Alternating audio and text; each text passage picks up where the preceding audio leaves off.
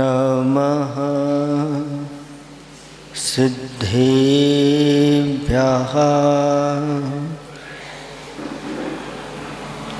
ॐ नमः सिद्धेभ्यः ॐ नमः सिद्धेभ्यः।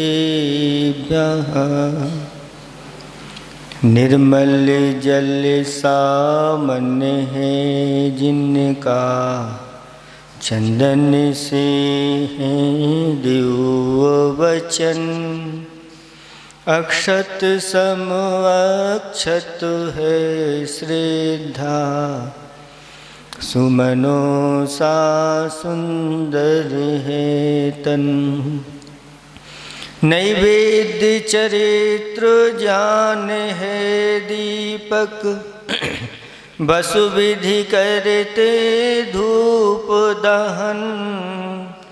ध्यान सुफल है अर्घ्य समाधि, मुनिवर तुमको नित्य नमन। अनर्घ्य पद को पाने गुरुवर, मेरा अर्घ्य समर्पित है। एक जीवन क्या सौ सौ जीवन, गुरुवर तुम्हें समर्पित है। ऋषिवर तुम्हें समर्पित है। देवादिदेव 1008 वर्तमान शासन नायक महावीर भगवान की परम पूज्य 108 आचार्य प्रवर गुरुवर श्री विद्यासागर जी महाराज की 3 कम 9 करोड़ मुनिराजों की बोली। पूज्य गुरुवर श्री विद्यासागर महाराज की जय, मुनि संघ की जय। धर्म स्नेही भवात्माओं,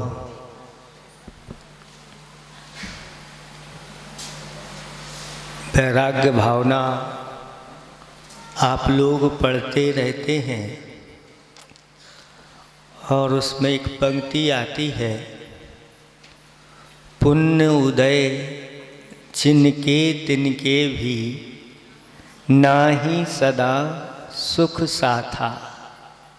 यह जगवास जथारथ दिखे, सब दिखे दुखदाता। ऐसे भी संसार में प्राणी हैं जो विशिष्ट पुण्यात्मा कहलाते हैं। विशिष्ट पुण्यात्मा पुरुष कौन होते हैं? तो ये कहा कि ऐसे 63 सलाका पुरुष होते हैं जो विशेष पुण्य लेकर के इस धरती पर आते हैं। उन सलाखा पुरुषों में रामचंद्र जी का भी नाम आता है, लक्ष्मण जी का भी नाम आता है। और उन्हीं के लिए पुण्य उदय जिनके तिनके भी, ना ही सदा सुख साता। इस सुख के दिन सबके एक से बने रहें, इस संसार में ऐसा नहीं होता। सुख के बाद दुख और दुख हमेशा ही बना रहे, सबका ऐसा भी नहीं है। दुख के बाद फिर सुख भी आता है। सुख दुख सुख को देता अच्छा कौन है? दुख सुख को या सुख दुख को, दुख सुख को देता अच्छा कौन है? बोलो। है? अब बोल नहीं रहे आप लोग, कहीं महाराज फंस ना जाए। देखो किसी का साता का उदय चल रहा है तो लंबे समय तक साता का उदय नहीं चलता, बीच बीच में भी असाता। तो साता के बाद क्या आने वाली है? असाता।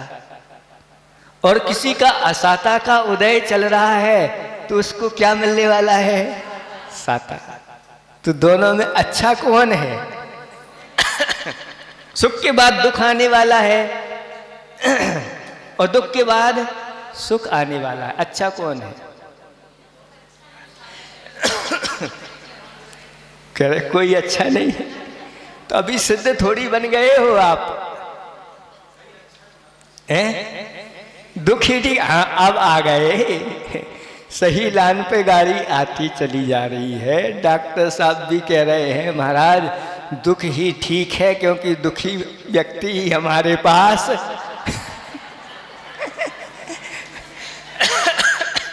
दुखी आते हैं और हम उनको सुखी करते थे। दुख के बाद कम से कम सुख तो आता है, लेकिन अगर सुख के बाद दुख आ जाए तो वो ठीक नहीं।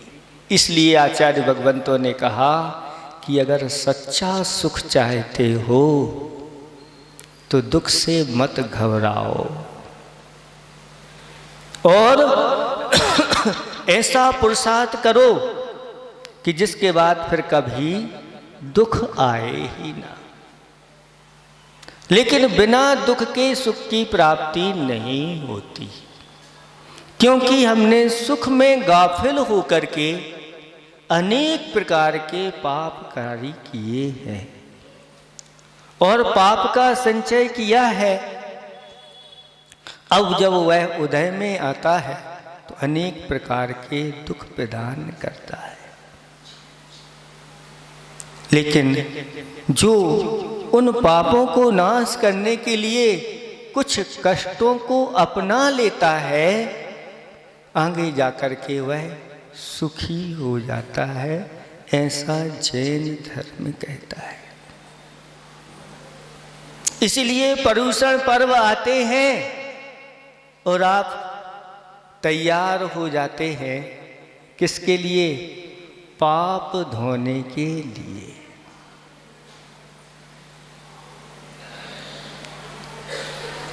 पाप धोने के लिए कि वर्ष भर हमने जो पाप किए हैं, अब कम से कम इन 10 दिनों में तो मुझे वो पाप नहीं करना है, और जो किए हैं उनको धोना है। इसलिए एक प्रश्न पूछा गया बीरबल से। राजा ने पूछा, बीरबल बताओ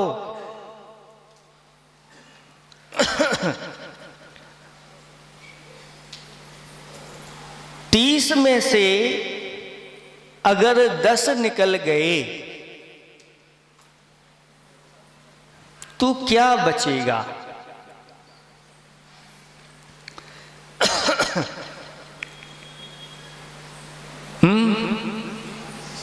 कितना बचेगा? 20 बचेगा। ये बीरबल से पूछा है, आप लोगों से नहीं पूछा है। बीरबल तो अपनी बुद्धि से ही उत्तर देते हैं और कहते हैं कि महाराज कुछ नहीं बचेगा। कैसे कुछ नहीं बचेगा? तो वह कहते हैं कि महाराज 10 ऐसे नक्षत्र होते हैं जो विशेष वर्षा के नक्षत्र कहलाते हैं। अगर वो 10 नक्षत्र में पानी नहीं बरसे तो कुछ नहीं बचेगा, सब कुछ ऐसा ही चलेगा। ऐसे ही हमारे आचार्य भगवंत कहते हैं कि ये भादों का महीना है, 30 दिन का होता है, और 30 दिन में अगर ये 10 पर्युषण पर्व के अगर चले गए, निकल गए, तो कुछ हाथ लगने वाला नहीं। इसलिए कम से कम इस 10 दिनों में तो अपने शरीर को थोड़ा सा अब आराम ना दे करके थोड़ा कष्ट दे लो। ये आप लोग कहते हैं कि ये कष्ट है, हम लोग कहते हैं कि भैया 355 दिन आप लोगों ने बहुत परिश्रम किया है, अब 10 दिन आराम कर लो। ये 10 दिन अब कैसे हैं आप लोगों के? आराम के हैं, यानी अब विराम देना है हमें पापों से और आराम करना है। ऐसा आराम करो कि ऐसे संस्कार 10 दिनों में अपने अंदर पड़ जाए कि आगे जा कर के अपना जीवन प्रतिदिन का वैसा ही निकले। तो आपको बता रहे थे कि पुण्य उदय जिनके तिनके भी नाही सदा सुख साता। ऐसे राम, लक्ष्मण और सीता वह घर से बाहर निकल गए हैं और एक स्थान पर पहुंचते हैं और थक करके बैठ जाते हैं एक वृक्ष के नीचे। और रामचंद्र जी कहते हैं कि लक्ष्मण, तुम्हारी भावज बहुत थक गई है, अब भूख प्यास से वह खेत को प्राप्त हो रही है, जाकर के देखो आसपास कोई नगर है कि नहीं। लक्ष्मण जी एक वृक्ष के ऊपर चढ़ जाते हैं और देखते हैं तो एक व्यक्ति उनको दिख जाता है, जो व्यक्ति बहुत खेद खिन्न दिखाई दे रहा था। और नीचे आकर के कहते हैं कि एक व्यक्ति दिख रहा है, जाओ उसको बुला लाओ। और उसको लक्ष्मण जी लेकर के आ जाते हैं और पूछते हैं तुम कौन हो? और यहाँ ये जो दूर नगर दिखाई दे रहा है, ये उजड़ा उजड़ा सा क्यों नजर आ रहा है? तो वह कहता है कि उज्जैनी नगरी का राजा सिंहोदर, और ये जो पास में दिखाई दे रहा है नगर, ये दशांगपुर है, यहाँ का राजा वज्रकर्ण है। और उस वज्रकर्ण ने बहुत अद्भुत कार्य किए हैं। और वह उनकी कथा सुनाने लग जाता है कि यहाँ का जो ये वज्रकर्ण राजा था, यह बहुत क्रूर था, जीवों को सताता रहता था, अनाचार में परिणत रहता था और लोभ और परिग्रह संज्ञा में आसक्त रहता था। एक दिन वह अपने लश्कर के साथ जंगल में शिकार के लिए जाता है। घोड़े पर चढ़ कर के वह हाथ में भाला लिए हुए आगे जा रहा था कि देखा कि एक संतप्त शिला पर एक मुनिराज ध्यान में बैठे हुए हैं और ऊपर से सूर्य भी तप रहा है और नीचे से शिला भी तपी हुई है और महाराज साधना कर रहे हैं। ऐसे उन महाराज को देख करके वह घोड़े पर चढ़ा है, हाथ में भाला लिए हुए है और महाराज से कहता है, महाराज आप यहाँ क्या कर रहे हो? महाराज ने उसको देखा और देख करके महाराज ने कहा कि मैं अपनी आत्मा का हित कर रहा हूँ। तो वह कहता है, आप अपनी आत्मा का हित कैसे कर रहे हो? तन पर कपड़े नहीं हैं, शरीर कृश है और ऊपर से सूर्य तप रहा है, नीचे से शिला तप रही है। दूसरों के यहाँ जाकर के आप अपना पेट भरते हो, ऐसे में आपका हित कैसा है? तो महाराज कहते हैं कि हे राजन, तू जिस अभिमान में बोल रहा है, तू नहीं जानता अभी तक जो तूने नहीं किया है वो मैं कर रहा हूं।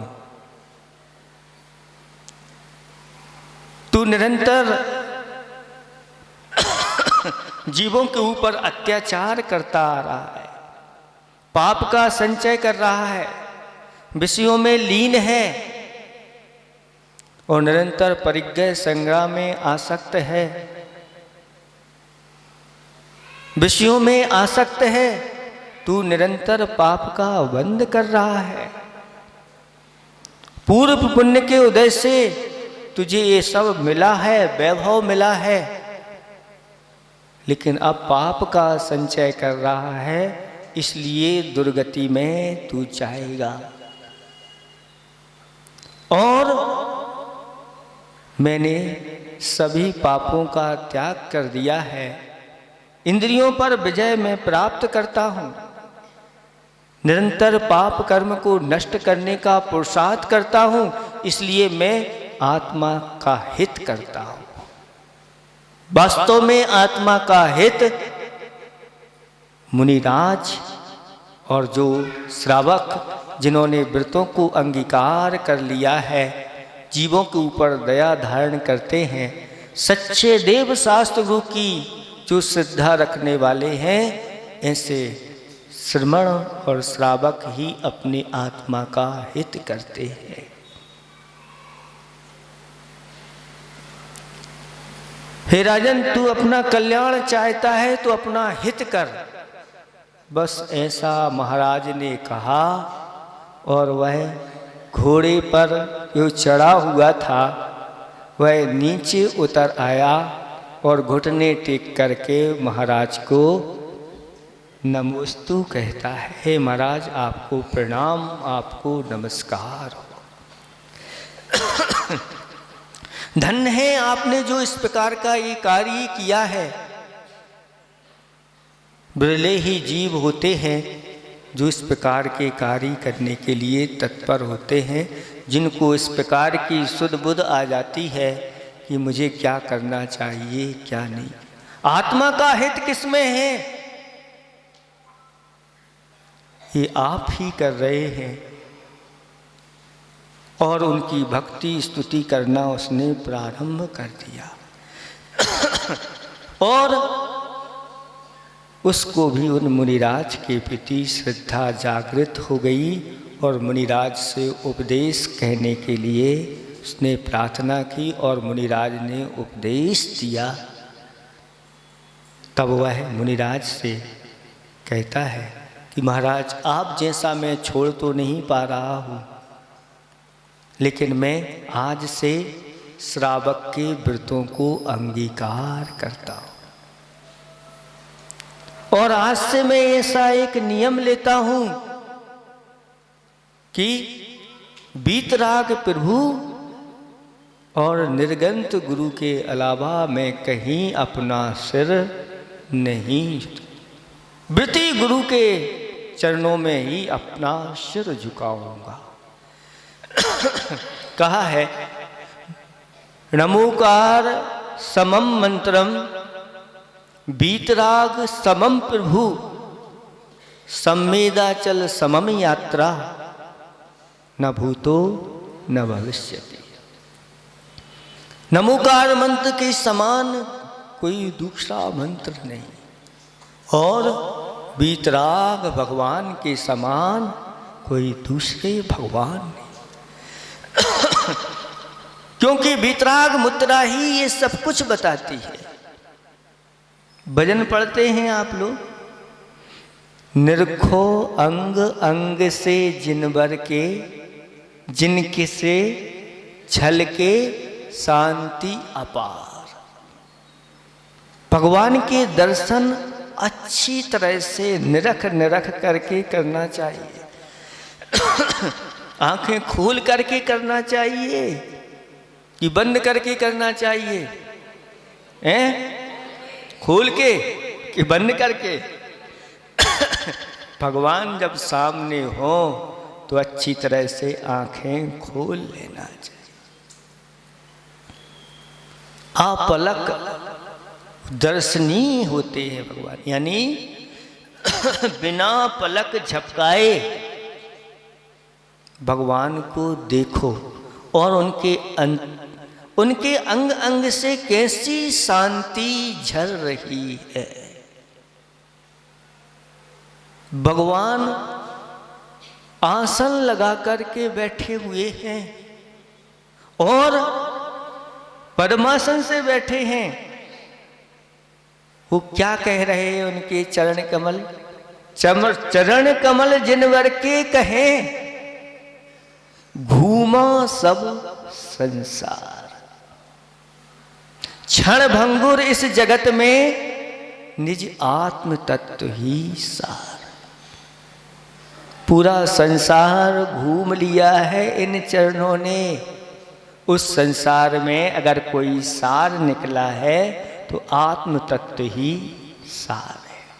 ये भगवान के चरण कह रहे हैं, याते पद्मासन विराजे, जिनसे झलके शांति अपार। हस्त कमल जिनवर के कहें, क्या? पर का करता होए। जो पर का करता होता है, ऐसी मिथ्या बुद्धि ते भ्रमण चतुर्गति हो। पर के कर्ता मान करके और इन हाथों से इस प्रकार का पुरुषार्थ करते रहोगे तो फिर चतुर्गति भ्रमण रुकने वाला नहीं। इसलिए भगवान हाथ पर हाथ रख करके बैठे हुए। कर को तो कर पे करें, करना कुछ ना काम, और कृत कृत प्रभु को करूं, कर को जोड़ प्रणाम। कर को तो कर पे करें, यानी हाथ को हाथ पर करें। करना कुछ ना, अब कर्तापन छोड़ दिया है। ऐसे जो कृत कृत हो गए हैं, ऐसे प्रभु को बारंबार प्रणाम। याते पद्मासन विराजे झलके, लोचन दोए जिनवर कहें। जिनेन्द्र भगवान के लोचन यानी दोनों आंखें क्या कह रही हैं? देखा सब संसार, पर दुखमय गति चतुर में दुर्भ आत्म तत्व ही सार। सब कुछ संसार देख लिया है। इस दुखमय संसार में एक भीतर बैठा हुआ आत्मा ही सारभूत है।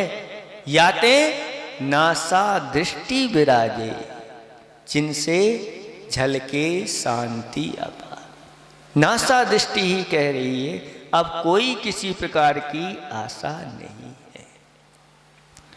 अंतर्मुख मुद्रा अहो, अंतर्मुख मुद्रा अहो आत्म तत्व दर्शाए। वह अंतर्मुख मुद्रा ही भगवान की आत्म तत्व को दिखाने वाली होती। जिन दर्शन कर निज दर्शन पा, सतगुरु वचन सुहाय। याते अंतर दृष्टि विराजे, जिनसे झलके शांति अपार। ऐसी शांति दुनिया में कहीं मिलने वाली नहीं।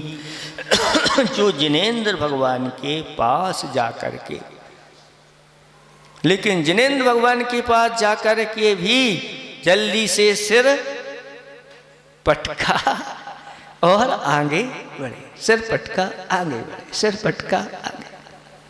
और कई बार तो आदत पड़ी रहती है और सिर पटका आगे बढ़े। मंदिर मूर्ति भगवान की विराजमान है कि नहीं,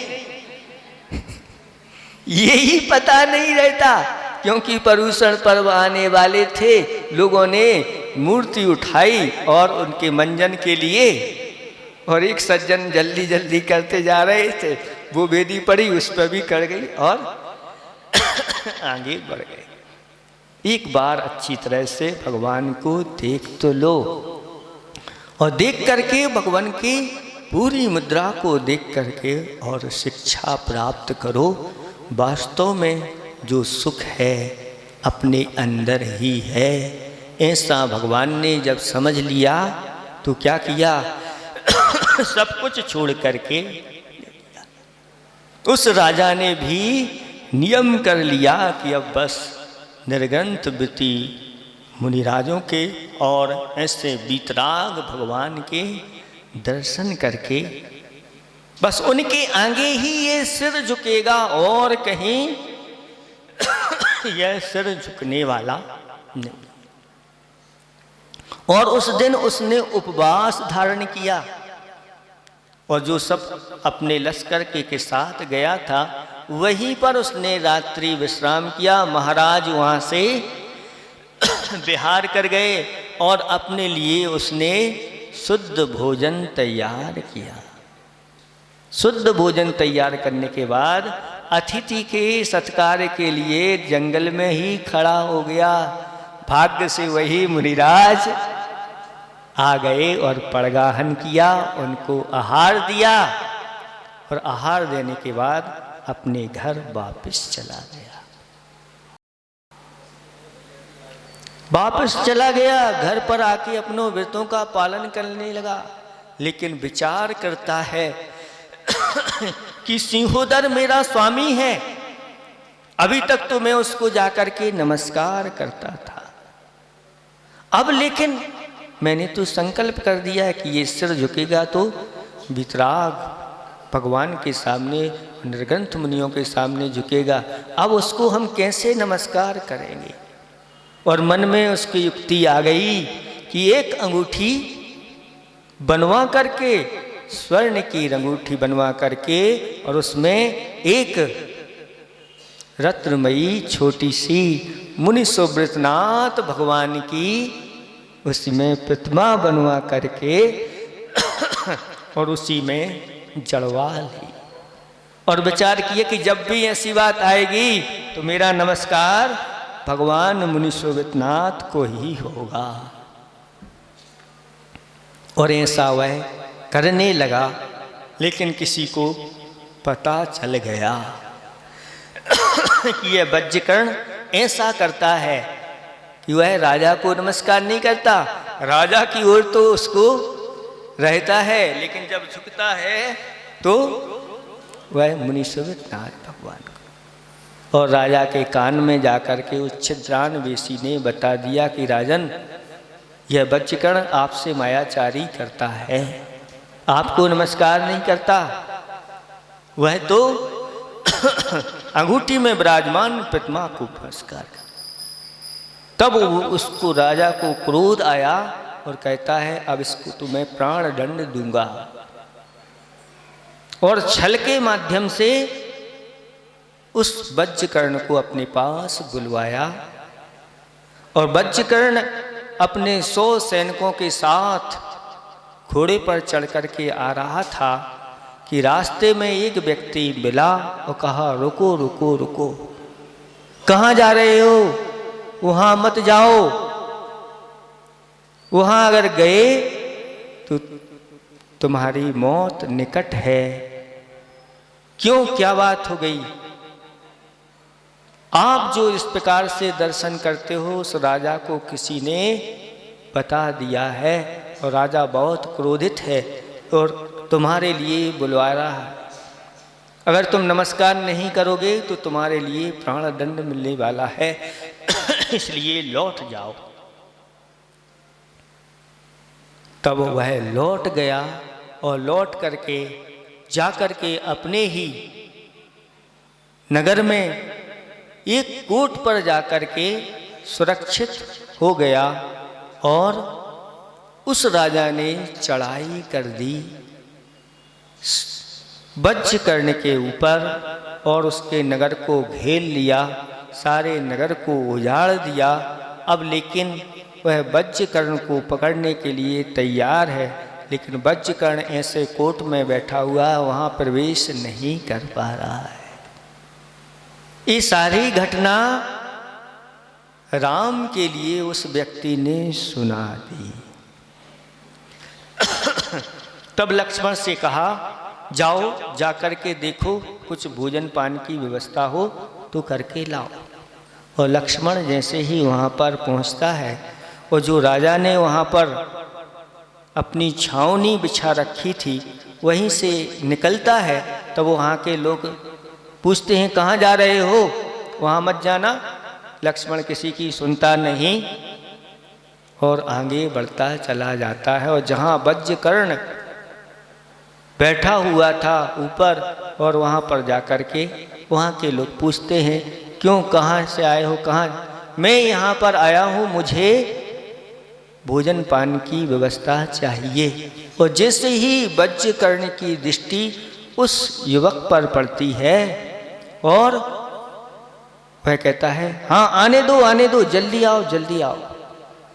और जो वज्रकर्ण के लिए भोजन तैयार हुआ था, अच्छा अच्छा भोजन, अच्छे अच्छे पानक, और कहा कि लो ये सारा का सारा तुम लो और भोजन करो। तो लक्ष्मण कहता है कि मैं भोजन नहीं, मैं तो अपने भाई और भावच के साथ वहीं भोजन करूंगा, उनके लिए भोजन की आवश्यकता है। तो कहा, इस सारे भोजन को जल्दी से ले जाओ और अच्छी तरह से आप लोग भोजन करो।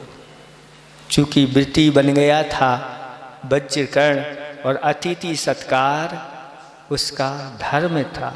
अपने लिए सारा सारा भोजन आया हुआ था, लेकिन सब छोड़ दिया, जाओ जा करके उनके लिए भोजन दो। और तीनों ने मिलकर के उस भोजन को किया। और भोजन करने के बाद रामचंद्र जी कहते हैं, अहो वह वज्रकर्ण वास्तव में वह दानी है, व्रती है, और उसने इस प्रकार का भोजन हमारे लिए दे दिया, जो ऐसा भोजन तो कोई अपने दामाद को भी नहीं कराता। ऐसा भोजन, यह सटरस भोजन हम लोगों के लिए प्रदान कर दिया है। और वह रामचंद्र जी कहते हैं, लक्ष्मण जिसने इस प्रकार से अतिथि सत्कार किया है, उसका हमें उपकार करना चाहिए। जाओ और जाकर के उसकी सहायता करो। और लक्ष्मण जाता है सीधा, जो सिंहोदर वहाँ पर छावनी लेकर के बैठा हुआ था, सीधा उन्हीं के पास प्रवेश कर जाता है और कहता है कि मैं भरत राजा का दूत हूँ, और मैं यह खबर लेकर के आया हूँ कि तुम यहाँ से चले जाओ और वज्रकर्ण को मुक्त कर दो। तब वह सिंहोदर राजा कहता है कि यह वज्रकर्ण मानी है, अपने स्वामी के प्रति झुकता नहीं है, इसलिए इसको दंड देना जरूरी है। तब लक्ष्मण जी कहते हैं कि दंड तो तुझे मिलेगा, अगर जाना है तो यहाँ से चले जाओ, नहीं तो मैं किसी को भी नहीं छोड़ूंगा। और युद्ध, ऐसा युद्ध हुआ, अकेले लक्ष्मण ने सबको पछाड़ दिया और सिंहोदर को भी पछाड़ करके और चलो और ले जा करके रामचंद्र जी को एक जहाँ पर रुके हुए थे उस स्थान पर, वहाँ पर बताते हैं कि एक चैत्यालय था, उस चैत्यालय में जाकर के रुके थे। चंदाप्रभु भगवान का चैत्यालय था, वहीं जाके रुक गए थे।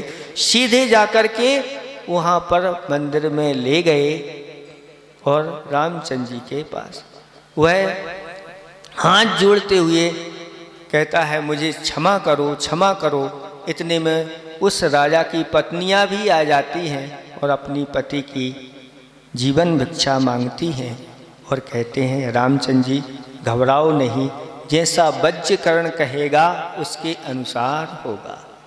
और वज्रकर्ण को बुलाया गया, वज्रकर्ण वहाँ पर आया और सबसे पहले जाकर के भगवान के दर्शन किए, और दर्शन करके फिर यहाँ पर राम लक्ष्मण जी के पास आकर के सीता जी के पास अच्छे अच्छे वचनों के माध्यम से उनकी स्तुति की, लेकिन नमस्कार नहीं किया। तब रामचंद्र जी कहते हैं ये बहुत ही भद्र प्राणी हैं, वृत्ति हैं, जो अपनी प्रतिज्ञा में हमेशा ऐसी प्रतिज्ञा कि मैं देवशास्त्र गुरु और मुनिराज के देवशास्त्र गुरु के चरणों में ही नमस्कार करूंगा और कहीं नमस्कार नहीं करूंगा।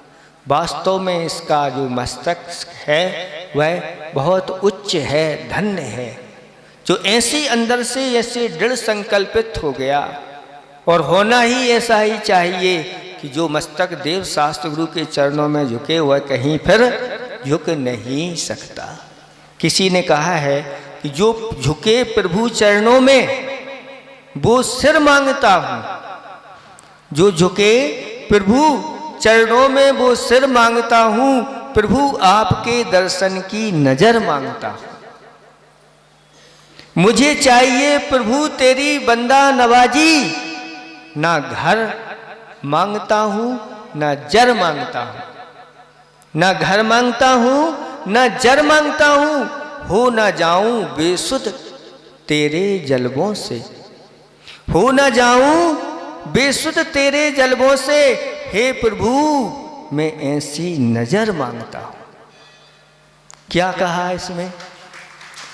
भगवान के पास जाकर के भी क्या कह रहे हैं कि हे प्रभु ना मैं घर मांगता हूं ना जर। जर जानते हैं? जर माने धन दौलत वैभव। जर जोरू जमीन और झगड़े की जड़ तीन, ये झगड़े की जड़ तीन है। तो इसलिए प्रभु मैं ये कुछ नहीं मांगता हूं और ना हो जाऊं बेसुध तेरे जलवों से। मतलब हे प्रभु आपकी भक्ति पूजा आदि करने से जो पुण्य का बंध होता है और फिर वह उदय में आता है तो प्रभु का जलवा दिखाई देता है। कहते हैं ना इनके तो बहुत जलवे हैं। जलवे उन्हीं के होते हैं जिनके पास पूर्वकृत ऐसा पुण्य होता है। तो वह भगवान से कह रहा कि भगवान आपके भक्ति पूजा आदि आराधना के माध्यम से जो पुण्य का उदय में मुझे ये सब कुछ मिला हुआ है, इस जलवों में मैं बेशुद्ध ना हो जाऊं। बेशुद्ध का अर्थ बेहोश ना हो जाऊं कि भगवान आपकी भक्ति पूजा आराधना ही करना भूल जाऊं। कई लोग आते हैं इस प्रकार से लोभ लालच में और थोड़ा पुण्य करते हैं, दान आदि करते हैं और उनका पुण्य ऐसा बढ़ता है, एक दुकान से दो दुकान, 2 से 4 दुकान हो जाती हैं और फिर इतने बिजी हो जाते हैं कि महाराज के पास आने के पास समय ही नहीं है, भगवान के पास आने का समय नहीं है। अब पूजा पाठ पहले तो बहुत अच्छे से करते थे अब पूजा पाठ भी छूट गई। तो ऐसे बेसुध आप नहीं हो जाना। जैसे जैसे धन वैभव बढ़ता चला जाए अपने समय को घटाते चले जाना और दान पूजा का समय बढ़ाते चले जाना, यही बुद्धिमानी कहलाती है। और जैसे ही वज्रकर्ण आया और वज्रकर्ण से पूछा कि बोलो अब इसको क्या करना है, तो वज्रकर्ण कहते हैं कि हे रामचंद्र जी यह मेरा स्वामी है और ये मेरा स्वामी है इसलिए, और मैं वृत्ति हूँ, मैं तो सबके ऊपर दया धारण करता हूँ और इसको छोड़ दिया जाए। तब उसको छोड़ दिया गया और अच्छी तरह से वज्रकर्ण का वह नियम का पालन हुआ। तो आचार्य भगवंत कहते हैं कि सच्चे देव शास्त्र गुरु की श्रद्धा ऐसे जब अंतरंग में बैठ जाती है फिर वह व्यक्ति कहता है कि सिर कटा सकता हूँ लेकिन सिर झुका नहीं सकता। ये सिर कट तो सकता है, ये 3 लोक के नाथ के लिए चढ़ सकता है समर्पित होकर के, लेकिन यह कहीं झुक नहीं सकता। ऐसे ही भारतवासियों ने भी अपने अंदर अपने भारत के स्वाभिमान को समझा, अपने स्वाभिमान को समझा, जो स्वाभिमान दूसरों के हाथ में चला गया था।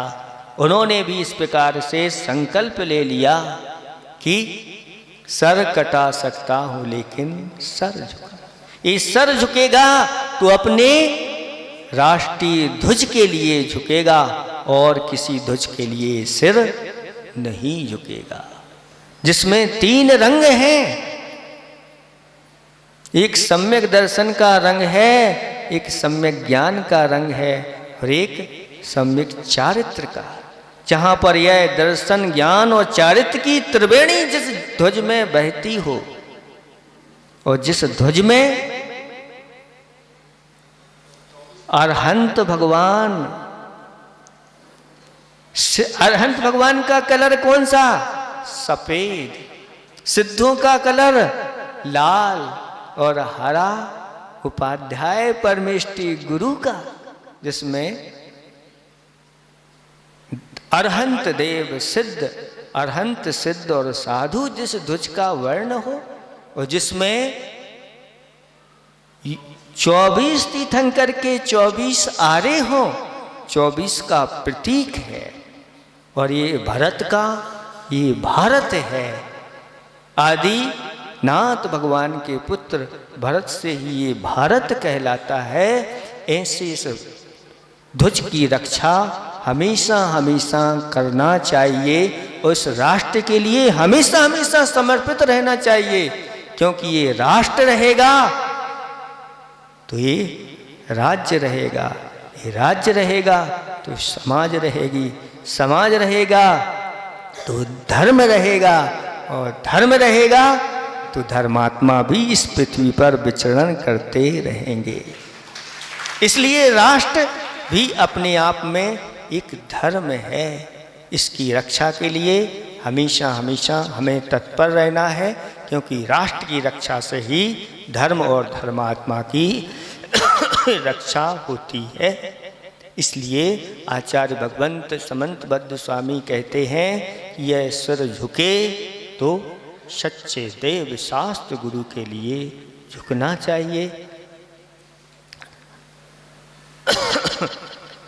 जो सच्चे सम्यक दृष्टि होते हैं, भयासा स्नेह लोभाश्च कुदेवांगम लिंगी नाम प्रणामम विनयम चैव न कुरु शुद्ध दृष्टया।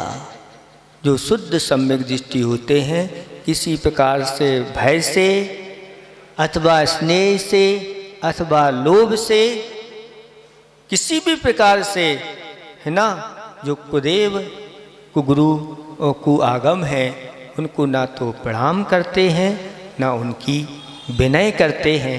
वह सच्चे देव शास्त्र गुरु के भक्त होते हैं। इस भाव में भी सुख प्राप्त करते हैं और अगले भाव में ही सुख प्राप्त करने वाले होते हैं। इसलिए आप सबसे हमारा यही कहना है कि अपनी श्रद्धा को मजबूत बना के रखो।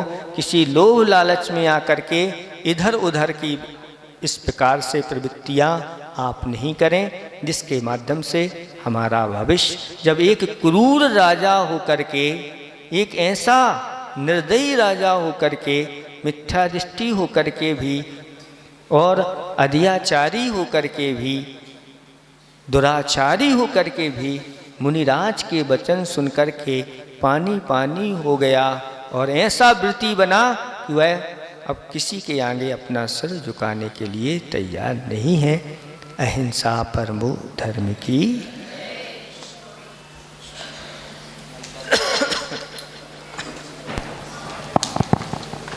अभी हमने पूज्य गुरुवर के मुखारबिंद से सच्चे देव शास्त्र गुरु के समक्ष ही अपने